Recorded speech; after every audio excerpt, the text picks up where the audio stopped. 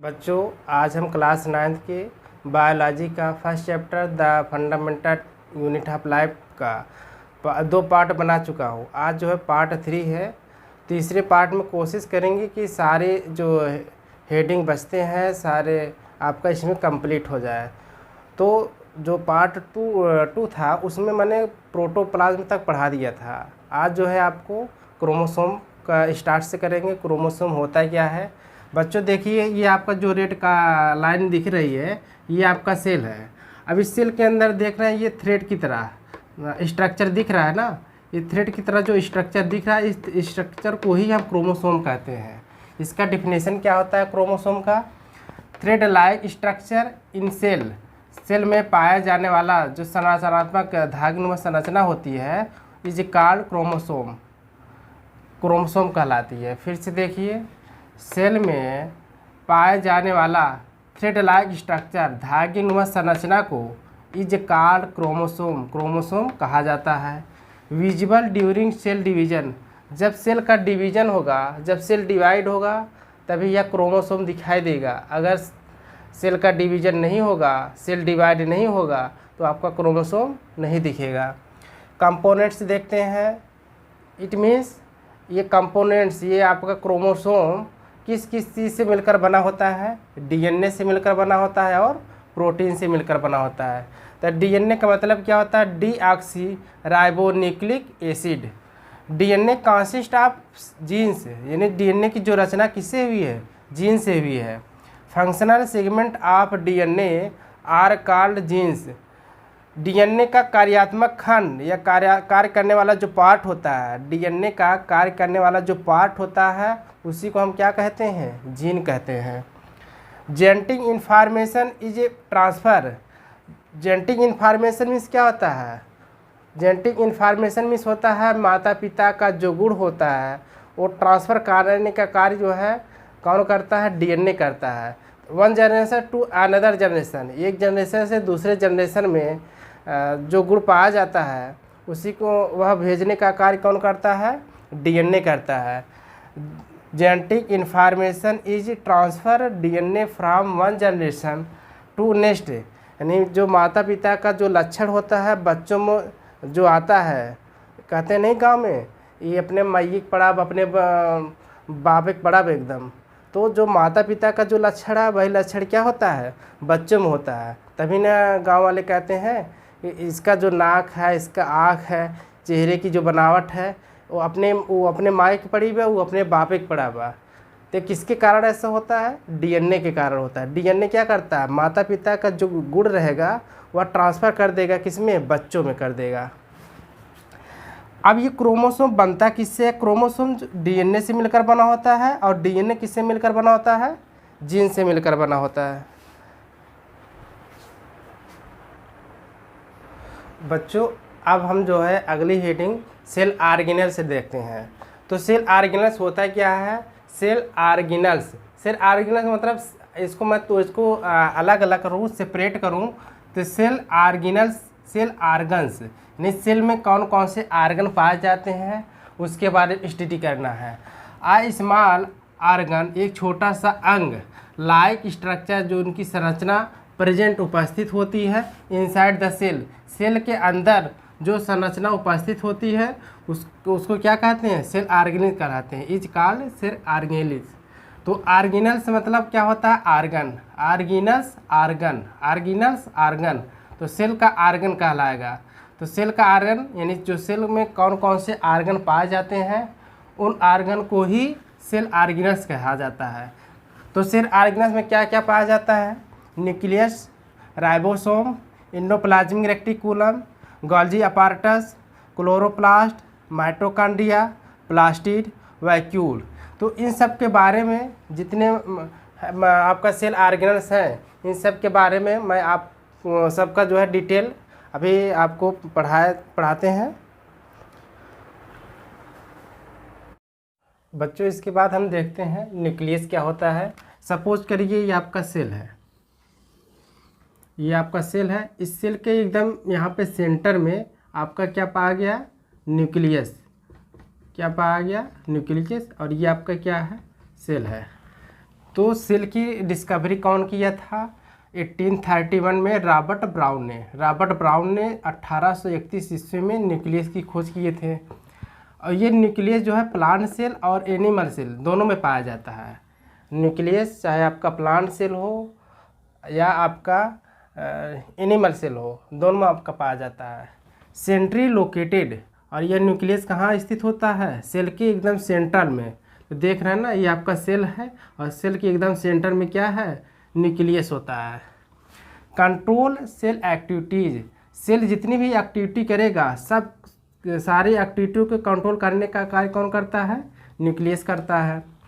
Nucleus inside present, nucleus के side में क्या उपस्थित होता है? न्यूक्लियोप्लाज्म प्रेजेंट होता है। लार्जेस्ट सेल स्ट्रक्चर, ये क्वेश्चन वेरी इंपॉर्टेंट पूछा जाता है कंपटीशन में, नीट एग्जाम में भी।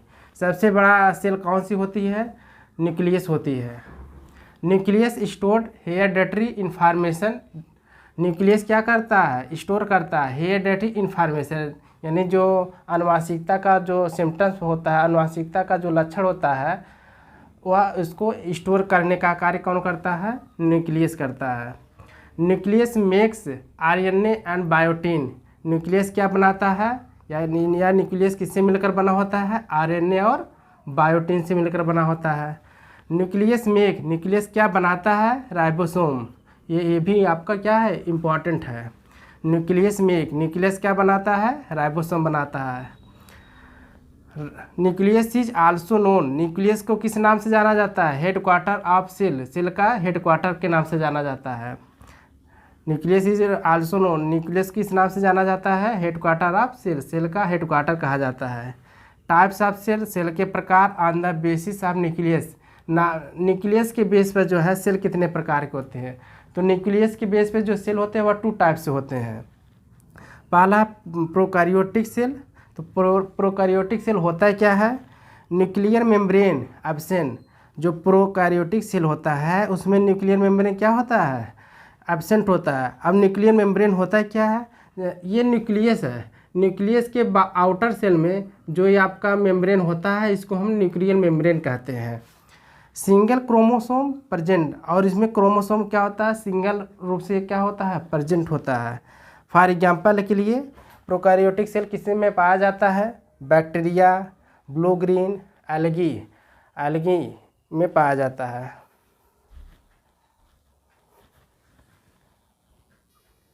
बच्चों इसके बाद हम देखेंगे यूकैरियोटिक सेल क्या होता है। Nucleus membrane present are more than 1 chromosome, इसमें यूकैरियोटिक सेल में न्यूक्लियस मेम्ब्रेन क्या होता है? प्रेजेंट होता है। जबकि हमने आपको प्रोकैरियोटिक सेल में क्या पढ़ा था? उसमें न्यूक्लियस मेम्ब्रेन क्या होता है? एब्सेंट होता है। याद रख रहिए, अगर प्रोकैरियोटिक सेल आपने लर्न किया है, सेम इसका अपोजिट जो है यूकैरियोटिक सेल में होता है। यह तो आपको अच्छे से यूकैरियोटिक सेल या लर्न है, तो इसका अपोजिट प्रोकैरियोटिक सेल में होता है। उसमें क्या बताए थे? प्रोकैरियोटिक सेल में न्यूक्लियस मेम्ब्रेन क्या होता है? उसमें एब्सेंट होता है। इसमें क्या होता है? यूकैरियोटिक सेल में न्यूक्लियस मेम्ब्रेन प्रेजेंट होता है। उसमें बताया थे क्या? प्रोकैरियोटिक में सिंगल क्रोमोसोम पाया जाता है, जबकि यूकैरियोटिक सेल में मोर देन 1 क्रोमोसोम प्रेजेंट, इसमें एक से ज़्यादा क्रोमोसोम पाए जाती हैं। अगर जिसमें एक क्रोमोसोम पाया जाएगा उसको हम प्रोकैरियोटिक सेल, जिसमें 1 मोर देन, जिसमें एक से अधिक क्रोमोसोम पाया जाएगा उसको यूकैरियोटिक सेल कहते हैं। यूकैरियोटिक सेल का फॉर एग्जांपल देखते हैं ह्यूमन, जैसे हम लोग में कौन सा सेल पाया जाता है? प्रोकैरियोटिक, यूकैरियोटिक, तो हम लोग में यूकैरियोटिक सेल पाया जाता है। एनिमल्स जो जानवर होते हैं, गाय भैंस बकरी, इस सब में क्या होता है? यूकैरियोटिक सेल पाया जाता है। ट्री जो पेड़ है, पेड़ पौधे होते हैं, उनमें यूकैरियोटिक सेल पाया जाता है। अमीबा यूकैरियोटिक सेल पाया जाता है। अब आगे पॉइंट देखते हैं एंडोप्लाज्मिक रेटिकुलम। एंडोप्लाज्मिक रेटिकुलम को शॉर्टकट में ER कहा जाता है। ये एंडोप्लाज्मिक रेटिकुलम जो 2 टाइप्स होते हैं, RER और SER। RER का फुल फॉर्म क्या होता है? Rough endoplasmic reticulum, rough endoplasmic reticulum. S for smooth endoplasmic reticulum.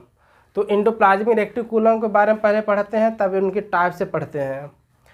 A large network membrane, एक बहुत बड़ा नेटवर्क मेम्ब्रेन बाउंड बंधा होता है ट्यूब्स एंड सीड्स।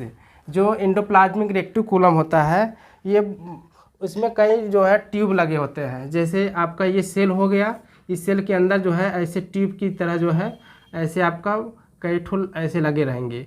तो ये जो ऐसे इस तरह से लगे रहते हैं, इसको हम जो है एंडोप्लाज्मिक रेक्टिकुलम कहा जाता है। प्रेजेंट इन यूकैरियोटिक सेल, और ये कहाँ पाए जाते हैं? यूकैरियोटिक सेल में पाए जाते हैं। इट लुक्स, यह कैसा दिखाई देता है? लॉन्ग ट्यूबलेस, देख रहे हैं ना, ये लंबी लंबी ट्यूब की तरह दिख रहा है कि नहीं? राउंड, अब देख रहे हैं यहाँ पे ये क्या है? राउंड की तरह, ये आपका कर्सर राउंड कहिए यहाँ पे, या तो आप इसको कर्व भी कह सकते हैं, कर्व। तो देख रहे हैं ये आपका क्या है? ट्यूब की तरह तो है, ट्यूब लाइक, बट ये कर्व है, वक्र है, राउंड है। वेसिकल्स, और इसमें क्या होती हैं? वेसिकल्स होते हैं।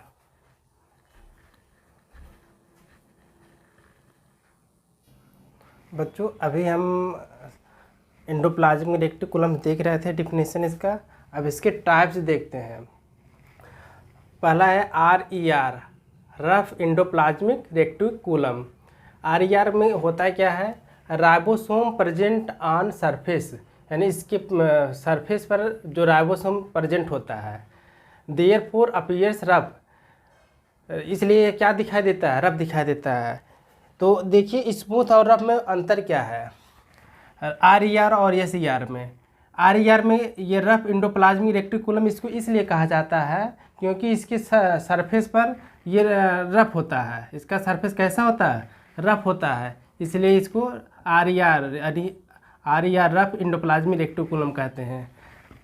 राइबोसोम क्या करता है? ये सिंथेसिस ऑफ प्रोटीन, प्रोटीन का संश्लेषण करता है। फिर से RER समझते हैं।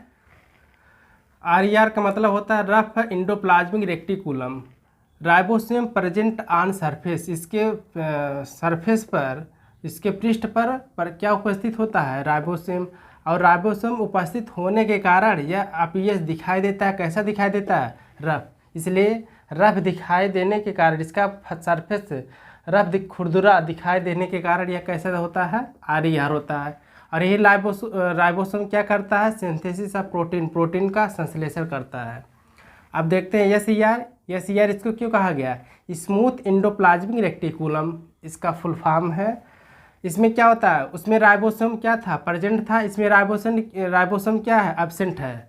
तो जिसमें राइबोसोम प्रेजेंट रहेगा वो रफली कहलाएगा, और जिसमें राइबोसोम एब्सेंट रहेगा वो आपका स्मूथ कहलाएगा। इसलिए इसको SER कहते हैं, क्योंकि इसमें राइबोसोम एब्सेंट होने के कारण यह स्मूथ चिकना दिखता है। इसमें राइबोसोम प्रेजेंट होने के कारण यह रफली अर्थात खुरदुरा दिखता है। देयर फोर्स अपीयर्स स्मूथ, इसलिए यह क्या दिखता है? स्मूथ दिखता है, चिकना दिखता है। सिंथेसिस ऑफ फैट, देखिए ये जो RER था ये प्रोटीन का सिंथेसिस कर रहा था, जबकि SER किसका सिंथेसिस कर रहा है? फैट का, लिपिड का और स्टेरॉइड का, इन सब का जो है सिंथेसिस कर रहा है, संश्लेषण कर रहा है। इसके बाद देखते हैं अगला हेडिंग, गोल्जी अपार्टस क्या होता है। देखिए गोल्जी अपार्टस को जो है गोल्जी बॉडी भी कहा जाता है। गोल्जी अपार्टस को क्या कहा जाता है? गोल्जी बॉडी भी कहा जाता है। तो गोल्जी अपार्टस की डिस्कवरी जो है कैमिलो गोल्जी ने 1898 में 1898 ईस्वी में कैमिलो गोल्जी ने इसकी जो है डिस्कवरी किया था। तो ये गोल्जी अपार्टस होता है, तो सेल के अंदर देखेंगे इस तरह की संरचना बनी रहती है। तो ये जो इस तरह की जो स्ट्रक्चर बनी है, इसके फ्रंट जो दिख रहा है वो आपका सिस फेस होता है। इसके साइड में फ्लैटेड सैक्स, फ्लैटेड सैक्स मीन्स होता है थैली, और फ्लैटर मीन्स होता है चपटी थैली। तो ये आपका क्या है? सिस टर्म है, साइड का इसका टर्म है। ये आपका जो गोलाकार दिख रहा है राउंड में, ये आपका टेबुलस है, और ये आपका जो कर्व में उल्टा दिख रहा है ये आपका ट्रेंस फेस है। तो गोल्जी अपार्टस होता है क्या है? Also known as a Golgi body, Golgi complex. तो गोल्जी अपार्टस के और किस नाम से जाना जाता है? गोल्जी अपार्टस को गोल्जी बॉडी और गोल्जी कॉम्प्लेक्स के नाम से जाना जाता है। Found is all eukaryotic cell, और ये गोल्जी अपार्टस किस में पाया जाता है? ऑल यूकारियोटिक सेल, सभी यूकारियोटिक सेल में गोल्जी अपार्टस पाया जाता है। मेम्ब्रेन बाउंड यानी इसका जो डबल मेम्ब्रेन होता है, ये गोल्जी अपार्टस जिसमें बंद होता है, जिसमें क्लोज होता है, वह उसका मेम्ब्रेन कितना कैसा होता है, डबल मेम्ब्रेन, डबल झिल्ली की बनी होती है, उसी के अंदर ये गोल्जी अपार्टस रहता है। गोल्जी अपार्टस क्या बनाता है, मेड अप, यह क्या बनाता है, फैट्स एंड प्रोटीन। तो यह प्रोटीन और फैट्स का मेडअप करता है, बनाता है। तो गोल्जी अपार्टस अभी हमने देख लिया। अब गोल्जी अपार्टस का फंक्शन क्या होता है, इसका कार्य क्या करता है, ये मॉडिफिकेशन, ये क्या करता है, मॉडिफाई करता है, पैकिंग करता है और सिक्रिएशन करता है ऑफ प्रोटीन, प्रोटीन का मॉडिफिकेशन करेगा, पैकिंग करेगा, फिर उसका सिक्रिएशन करेगा। सिंथेसिस ऑफ कार्बोहाइड्रेट्स, और ये क्या करता है, कार्बोहाइड्रेट का संश्लेषण करेगा, सिंथेसिस करेगा। ट्रांसफॉर्मेशन ऑफ प्रोटीन, और प्रोटीन का ट्रांसफॉर्मेशन करेगा। फॉर्मेशन ऑफ लाइसोसोम, और ये लाइसोसोम का भी निर्माण करता है। ये इम्पोर्टेंट है, ये क्वेश्चन पूछा जाता है। लाइसोसोम ऑफ फॉर्मेशन, लाइसोसोम का निर्माण कौन करता है, लाइसोसोम का निर्माण जो है गोल्जी अपार्टस करता है, गोल्जी बॉडी करता है या गोल्जी कॉम्प्लेक्स करता है, सब एक ही चीज़ है बच्चों। इसके बाद हम प्लास्टिड पढ़ाएंगे। तो प्लास्टिड क्या होता है उसको देखते हैं। प्रेजेंट इन प्लांट सेल, जो प्लास्टिड होता है ये प्लांट सेल में उपस्थित होता है। हैव दियर ओन डीएनए, और इसके पास खुद का क्या होता है, डीएनए होता है। Responsible for different colours in plant, और प्लांट में जो पेड़ पौधे होते हैं जो डिफरेंट कलर के होते हैं, यह किसके लिए, प्लास्टिड के कारण ही ऐसा होता है। और वैसे जो प्लास्टिड होता है ये केवल प्लांट सेल में पाया जाता है, ना एनिमल सेल में नहीं पाया जाता, ओनली फॉर प्लांट सेल। तो प्लांट सेल में जो प्लांट सेल है ग्रीन कलर के होते हैं, ये किसके कारण होते हैं, प्लास्टिड के कारण होता है। और जो बहुत से प्लांट जो है डिफरेंट कलर के होते हैं, वो भी किस कारण होता है, प्लास्टिक के कारण। क्यों, देखो यहाँ पे लिखा है responsible for different colour in plant, पेड़ पौधे में अलग अलग जो डिफरेंट कलर पाए जाते हैं, और रिस्पॉन्सिबल किसके कारण होता है, प्लास्टिक के कारण। हेल्प्स इन फोटोसिंथेसिस, और यह क्या करता है, प्रकाश संश्लेषण की क्रिया में सहायता करता है। These types of plastid, plastid के कितने प्रकार होते हैं, तो प्लास्टिड जो है 3 टाइप्स के होते हैं। प्लास्टिड कितने प्रकार के होते हैं, 3 टाइप के होते हैं। क्लोरोप्लास्ट, क्रोमोप्लास्ट और ल्यूकोप्लास्ट। तो क्रोमोप्लास्ट क्या होता है इसको देखते हैं। होता क्या है, हेल्प, सहायता करता है आप फोटोसिंथेसिस, या फोटोसिंथेसिस के क्या करता है, हेल्प करता है। प्लांट इज ग्रीन, यानी पेड़ पौधे हरे होते हैं किसी कारण, दिस क्लोरोप्लास्ट, इस क्लोरोप्लास्ट प्रेजेंट होने के कारण पेड़ पौधे क्या होते हैं, हरे होते हैं। तो पेड़ पौधे की लीव्स हो, पेड़ पौधे की पत्ती हरी किस लिए होती है, क्योंकि इसमें क्लोरोप्लास्ट पाया जाता है। और क्लोरोप्लास्ट में क्या पाया जाता है, आप अगर कोई और डीपली कोई पूछे तो क्लोरोप्लास्ट में आपका पिगमेंट के कारण, किसके कारण, पिगमेंट के कारण आपका ऐसा होता है।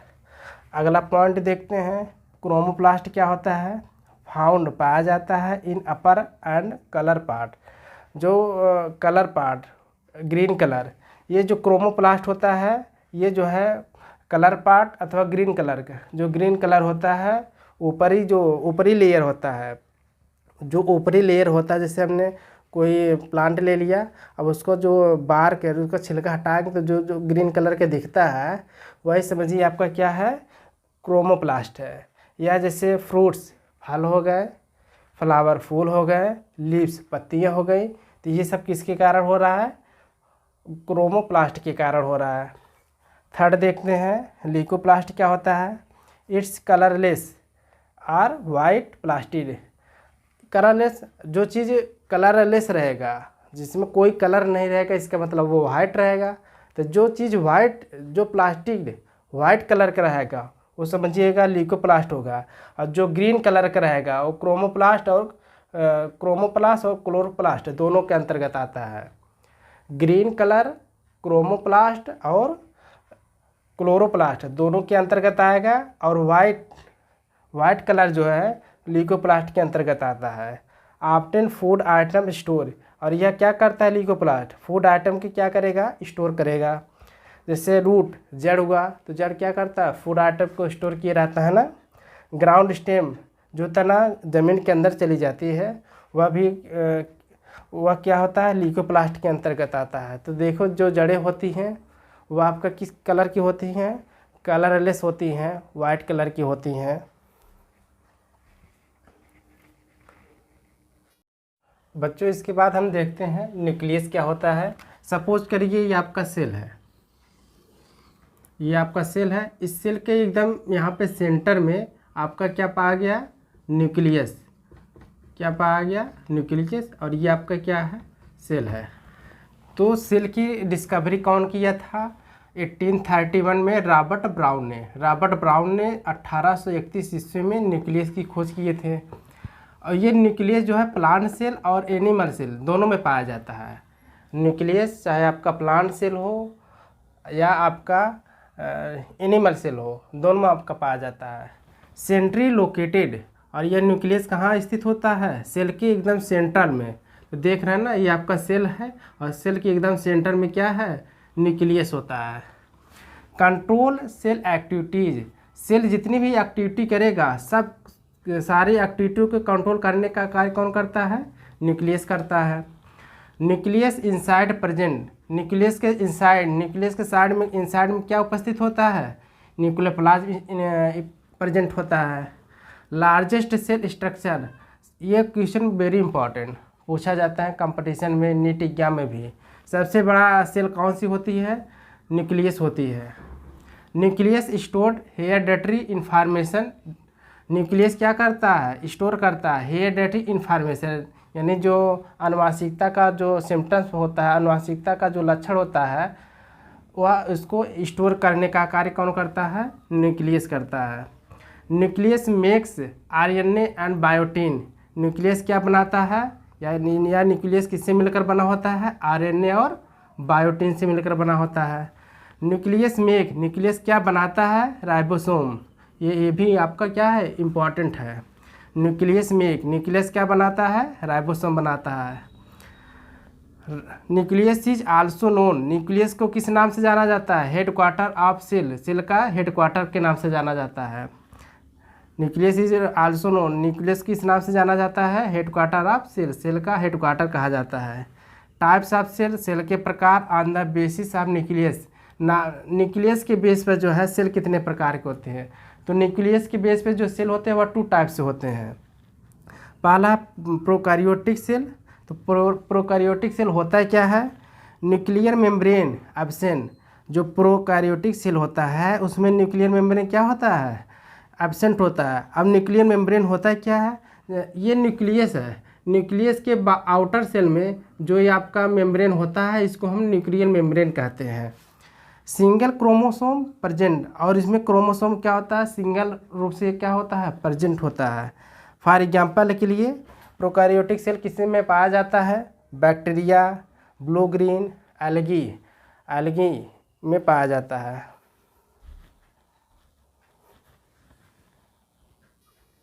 बच्चों इसके बाद हम देखेंगे यूकैरियोटिक सेल क्या होता है।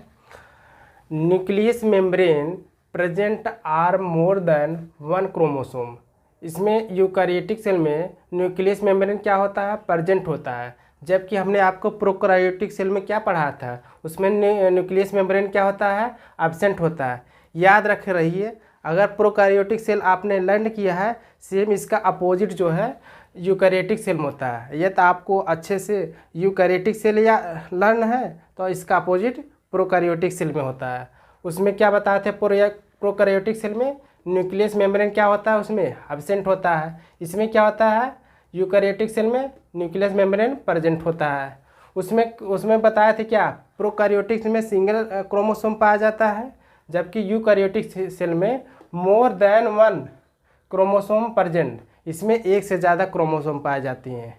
अगर जिसमें एक क्रोमोसोम पाया जाएगा उसको हम प्रोकैरियोटिक सेल, जिसमें 1 मोर देन, जिसमें एक से अधिक क्रोमोसोम पाया जाएगा उसको यूकैरियोटिक सेल कहते हैं। यूकैरियोटिक सेल का फॉर एग्जांपल देखते हैं ह्यूमन, जैसे हम लोग में कौन सा सेल पाया जाता है, प्रोकैरियोटिक, यूकैरियोटिक। तो हम लोग में यूकैरियोटिक सेल पाया जाता है। एनिमल्स जो जानवर होते हैं, गाय भैंस बकरी, इस सब में क्या होता है, यूकैरियोटिक सेल पाया जाता है। ट्री जो पेड़ है, पेड़ पौधे होते हैं, उनमें यूकैरियोटिक सेल पाया जाता है। अमीबा यूकैरियोटिक सेल पाया जाता है। अब आगे पॉइंट देखते हैं, एंडोप्लाज्मिक रेक्टिकुलम। एंडोप्लाज्मिक रेक्टिकुलम को शॉर्टकट में ER कहा जाता है। ये एंडोप्लाज्मिक रेक्टिकुलम जो है 2 टाइप्स होते हैं, RER और SER। RER का फुल फॉर्म क्या होता है, rough endoplasmic reticulum.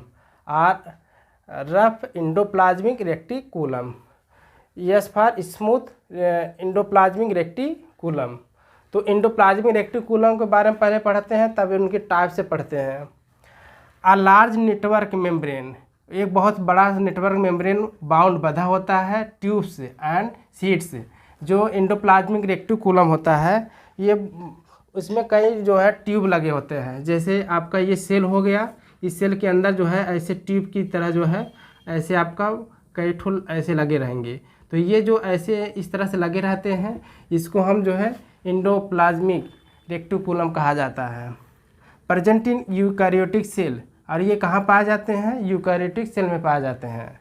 It looks, यह कैसा दिखाई देता है, लॉन्ग ट्यूबलेस, देख रहे हैं ना, ये लंबी लंबी ट्यूब की तरह दिख रहा है कि नहीं। राउंड, अब देख रहे हैं यहाँ पे ये क्या है, राउंड की तरह, ये आपका कर्सर राउंड कहिए यहाँ पे, या तो आप इसको कर्व भी कह सकते हैं, कर्व। तो देख रहे हैं ये आपका क्या है, ट्यूब की तरह तो है, ट्यूब लाइक, बट ये कर्व है, वक्र है, राउंड है। वेसिकल्स, और इसमें क्या होती हैं, वेसिकल्स होते हैं।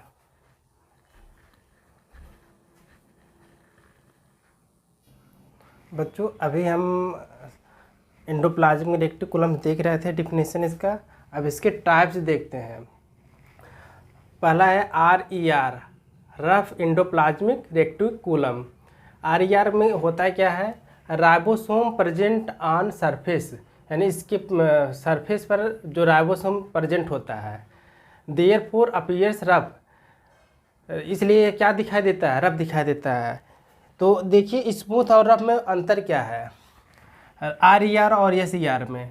RER में ये रफ एंडोप्लाज्मिक रेक्टिकुलम इसको इसलिए कहा जाता है क्योंकि इसके सरफेस पर ये रफ होता है। इसका सरफेस कैसा होता है, रफ होता है, इसलिए इसको RER रफ एंडोप्लाज्मिक रेक्टिकुलम कहते हैं। राइबोसोम क्या करता है, ये सिंथेसिस ऑफ प्रोटीन, प्रोटीन का संश्लेषण करता है।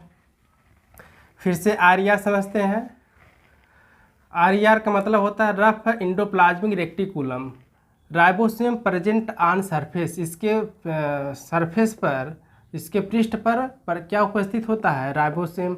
और राइबोसोम उपस्थित होने के कारण यह अपीयर्स दिखाई देता है, कैसा दिखाई देता है, रफ। इसलिए रफ दिखाई देने के कारण, इसका सरफेस रफ खुरदुरा दिखाई देने के कारण यह कैसा होता है, RER होता है। और यही राइबोसोम क्या करता है, सिंथेसिस ऑफ प्रोटीन, प्रोटीन का संश्लेषण करता है। अब देखते हैं SER। SER इसको क्यों कहा गया, स्मूथ एंडोप्लाज्मिक रेक्टिकुलम, इसका फुल फॉर्म है। इसमें क्या होता है, उसमें राइबोसोम क्या था, प्रेजेंट था, इसमें राइबोसोम क्या है, एब्सेंट है। तो जिसमें राइबोसोम प्रेजेंट रहेगा वो रफली कहलाएगा, और जिसमें राइबोसोम एब्सेंट रहेगा वो आपका स्मूथ कहलाएगा। इसलिए इसको SER कहते हैं, क्योंकि इसमें राइबोसोम एब्सेंट होने के कारण यह स्मूथ चिकना दिखता है, इसमें राइबोसोम प्रेजेंट होने के कारण यह रफली अर्थात खुरदुरा दिखता है। देयर फोर्स अपीयर्स स्मूथ, इसलिए यह क्या दिखता है, स्मूथ दिखता है, चिकना दिखता है। सिंथेसिस ऑफ फैट, देखिए ये जो RER था ये प्रोटीन का सिंथेसिस कर रहा था, जबकि SER किसका सिंथेसिस कर रहा है, फैट का, लिपिड का और स्टेरॉइड का, इन सब का जो है सिंथेसिस कर रहा है, संश्लेषण कर रहा है। इसके बाद देखते हैं अगला हेडिंग, गोल्जी अपार्टस क्या होता है। देखिए गोल्जी अपार्टस को जो है गोल्जी बॉडी भी कहा जाता है। गोल्जी अपार्टस को क्या कहा जाता है, गोल्जी बॉडी भी कहा जाता है। तो गोल्जी अपार्टस की डिस्कवरी जो है कैमिलो गोल्जी ने 1898 में 1898 में कैमिलो गोल्जी ने इसकी जो है डिस्कवरी किया था। तो ये गोल्जी अपार्टस होता है, तो सेल के अंदर देखेंगे इस तरह की संरचना बनी रहती है। तो ये जो इस तरह की जो स्ट्रक्चर बनी है, इसके फ्रंट जो दिख रहा है वो आपका सिस फेस होता है। इसके साइड में फ्लैटेड सैक्स, फ्लैटेड सैक्स मीन्स होता है थैली, और फ्लैटर मीन्स होता है चपटी थैली। तो ये आपका क्या है, सिस टर्म है, साइड का इसका टर्म है। ये आपका जो गोलाकार दिख रहा है राउंड में, ये आपका टेबुलस है, और ये आपका जो कर्व में उल्टा दिख रहा है ये आपका ट्रेंस फेस है। तो गोल्जी अपार्टस होता है क्या है, also known as a Golgi body, Golgi complex. तो गोल्जी अपार्टस के और किस नाम से जाना जाता है, गोल्जी अपार्टस को गोल्जी बॉडी और गोल्जी कॉम्प्लेक्स के नाम से जाना जाता है। Found is all eukaryotic cell, और ये गोल्जी अपार्टस किस में पाया जाता है, ऑल यूकारियोटिक सेल, सभी यूकारियोटिक सेल में गोल्जी अपार्टस पाया जाता है। मेम्ब्रेन बाउंड, यानी इसका जो डबल मेम्ब्रेन होता है, ये गोल्जी अपार्टस जिसमें बंद होता है, जिसमें क्लोज होता है, वह उसका मेम्ब्रेन कितना कैसा होता है, डबल मेम्ब्रेन, डबल झिल्ली की बनी होती है, उसी के अंदर ये गोल्जी अपार्टस रहता है। गोल्जी अपार्टस क्या बनाता है, मेड अप, यह क्या बनाता है, फैट्स एंड प्रोटीन। तो यह प्रोटीन और फैट्स का मेडअप करता है, बनाता है। तो गोल्जी अपार्टस अभी हमने देख लिया। अब गोल्जी अपार्टस का फंक्शन क्या होता है, इसका कार्य क्या करता है, ये मॉडिफिकेशन, ये क्या करता है, मॉडिफाई करता है, पैकिंग करता है और सिक्रिएशन करता है ऑफ प्रोटीन, प्रोटीन का मॉडिफिकेशन करेगा, पैकिंग करेगा, फिर उसका सिक्रिएशन करेगा। सिंथेसिस ऑफ कार्बोहाइड्रेट्स, और ये क्या करता है, कार्बोहाइड्रेट का संश्लेषण करेगा, सिंथेसिस करेगा। ट्रांसफॉर्मेशन ऑफ प्रोटीन, और प्रोटीन का ट्रांसफॉर्मेशन करेगा। फॉर्मेशन ऑफ लाइसोसोम, और ये लाइसोसोम का भी निर्माण करता है, ये इम्पोर्टेंट है, ये क्वेश्चन पूछा जाता है। लाइसोसोम ऑफ फॉर्मेशन, लाइसोसोम का निर्माण कौन करता है, लाइसोसोम का निर्माण जो है गोल्जी अपार्टस करता है, गोल्जी बॉडी करता है या गोल्जी कॉम्प्लेक्स करता है, सब एक ही चीज़ है बच्चों। इसके बाद हम प्लास्टिड पढ़ाएंगे। तो प्लास्टिड क्या होता है उसको देखते हैं। प्रेजेंट इन प्लांट सेल, जो प्लास्टिड होता है ये प्लांट सेल में उपस्थित होता है। हैव दियर ओन डीएनए, और इसके पास खुद का क्या होता है, डीएनए होता है। Responsible for different colours in plant, और प्लांट में जो पेड़ पौधे होते हैं जो डिफरेंट कलर के होते हैं, यह किसके लिए, प्लास्टिड के कारण ही ऐसा होता है। और वैसे जो प्लास्टिड होता है ये केवल प्लांट सेल में पाया जाता है, ना एनिमल सेल में नहीं पाया जाता, ओनली फॉर प्लांट सेल। तो प्लांट सेल में जो प्लांट सेल है ग्रीन कलर के होते हैं, ये किसके कारण होता है, प्लास्टिड के कारण होता है। और जो बहुत से प्लांट जो है डिफरेंट कलर के होते हैं, वो भी किस कारण होता है, प्लास्टिक के कारण। क्यों, देखो यहाँ पे लिखा है responsible for different colour in plant, पेड़ पौधे में अलग अलग जो डिफरेंट कलर पाए जाते हैं, और रिस्पॉन्सिबल किसके कारण होता है, प्लास्टिक के कारण। हेल्प्स इन फोटोसिंथेसिस, और यह क्या करता है, प्रकाश संश्लेषण की क्रिया में सहायता करता है। These types of plastid, plastid के कितने प्रकार होते हैं, तो प्लास्टिड जो है 3 टाइप्स के होते हैं। प्लास्टिड कितने प्रकार के होते हैं, 3 टाइप के होते हैं। क्लोरोप्लास्ट, क्रोमोप्लास्ट और ल्यूकोप्लास्ट। तो क्रोमोप्लास्ट क्या होता है इसको देखते हैं। होता क्या है, हेल्प, सहायता करता है आप फोटोसिंथेसिस, या फोटोसिंथेसिस के क्या करता है, हेल्प करता है। प्लांट इज ग्रीन, यानी पेड़ पौधे हरे होते हैं किसी कारण, दिस क्लोरोप्लास्ट, इस क्लोरोप्लास्ट प्रेजेंट होने के कारण पेड़ पौधे क्या होते हैं, हरे होते हैं। तो पेड़ पौधे की लीव्स हो, पेड़ पौधे की पत्ती हरी किस लिए होती है, क्योंकि इसमें क्लोरोप्लास्ट पाया जाता है। और क्लोरोप्लास्ट में क्या पाया जाता है, आप अगर कोई और डीपली कोई पूछे तो क्लोरोप्लास्ट में आपका पिगमेंट के कारण, किसके कारण, पिगमेंट के कारण आपका ऐसा होता है। अगला पॉइंट देखते हैं, क्रोमोप्लास्ट क्या होता है, फाउंड, पाया जाता है इन अपर एंड कलर पार्ट, जो कलर पार्ट ग्रीन कलर, ये जो क्रोमोप्लास्ट होता है ये जो है कलर पार्ट अथवा ग्रीन कलर का, जो ग्रीन कलर होता है ऊपरी लेयर होता है, जो ऊपरी लेयर होता है, जैसे हमने कोई प्लांट ले लिया, अब उसको जो बार्क है उसका छिलका हटाएंगे तो जो ग्रीन कलर के दिखता है वही समझिए आपका क्या है, क्रोमोप्लास्ट है। या जैसे फ्रूट्स, फल हो गए, फ्लावर फूल हो गए, लीव्स पत्तियां हो गई, तो ये सब किसके कारण हो रहा है? क्रोमोप्लास्ट के कारण हो रहा है। थर्ड देखते हैं ल्यूकोप्लास्ट क्या होता है। It's colourless or white plastid. Colourless, जो चीज़ कलरलेस रहेगा, जिसमें कोई कलर नहीं रहेगा, इसका मतलब वो वाइट रहेगा। तो जो चीज़ वाइट, जो प्लास्टिक वाइट कलर का रहेगा वो समझिएगा ल्यूकोप्लास्ट होगा। और जो ग्रीन कलर का रहेगा वो क्रोमोप्लास्ट और क्लोरोप्लास्ट दोनों के अंतर्गत आता है। ग्रीन कलर क्रोमोप्लास्ट और क्लोरोप्लास्ट दोनों के अंतर्गत आएगा, और वाइट कलर जो है ल्यूकोप्लास्ट के अंतर्गत आता है। ऑब्टेन फूड आइटम स्टोर, और यह क्या करता है ल्यूकोप्लास्ट? फूड आइटम की क्या करेगा? स्टोर करेगा। जैसे रूट, जड़ हुआ, तो जड़ क्या करता है? फूड आइटम को स्टोर किए रहता है ना। ग्राउंड स्टेम, जो तना ज़मीन के अंदर चली जाती है, वह क्या होता है? ल्यूकोप्लास्ट के अंतर्गत आता है। तो देखो जो जड़ें होती हैं वह आपका किस कलर की होती हैं? कलरलेस होती हैं, वाइट कलर की होती हैं।